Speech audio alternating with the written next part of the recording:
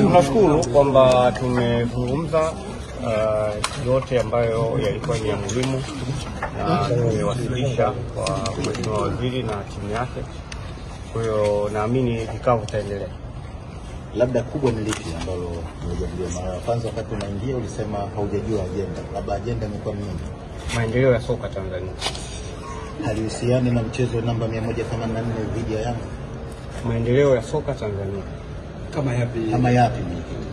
Hayawezi kuwa maendeleo ya soka yako mengi. Kuna maeneo mengi ambayo waziri kama mnavyofahamu ni mpya katika wizara hii. Pamoja na uzoefu mkubwa walionao, lakini kuna mambo ambayo yatakiwa tujadiliane ili kuweza kupata mtazamo wa pamoja. Yanajadiliana na klabu mbili tu za Simba na Yanga au kuna lipi lingine bwana? Sasa hiyo inabidi umuulize yeye kwa nini umewaita Simba na Yanga. Lakini sisi tumekuja kuwakilisha Simba. Kwa hiyo aliyowakilishwa na watu wengine mimi sijui. Kwanza sijui hata kama Yanga wameita. Mwenyekiti, na katika majadiliano yenu kwenye kikao mmefikia hatua gani? Nakwambia vikao vinaendelea.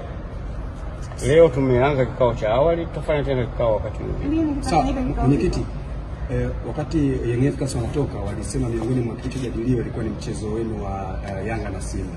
Labda nyinyi kwenye hayo majadiliano na kile ambacho tulikisema kama ni maendeleo ya mchezo wa mpira wa miguu nchini, na ukisema kwamba hao waziri ni mpya kwenye wizara, kwa hiyo kuna mambo mengi ambayo kwa kufahamu kwa kweli. Akijadiliwa kwa kitu kwa sababu wao wamesema tunajadiliwa. Kikao chetu sisi hakihusiani na chao. Kama ingekuwa kinahusiana ina maana tungekaa pamoja. Kwa hiyo siwezi kujibia jambo ambalo sikulishuhudia. Wao walipokutana na waziri wanajua waliozungumza nayo, na kama wameeleza hivyo ni sawa.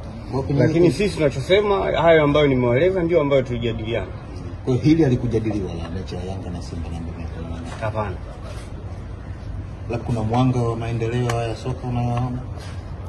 Sasa hiyo itakuja kwenye tafsiri ya mwisho ambapo tutakuja kutoa taarifa ya pamoja. Sawa, mwenyekiti, hatima ya dabi yenu sasa imefikia wapi? Mamlaka si imeshasema mechi itapangiwa tarehe. Kuna haja gani tena ya kusema hatima? Kuna hatima gani nyingine? Hamna hatima. Hatima mpira utachezwa tu siku nyingine kama itakavyopangwa.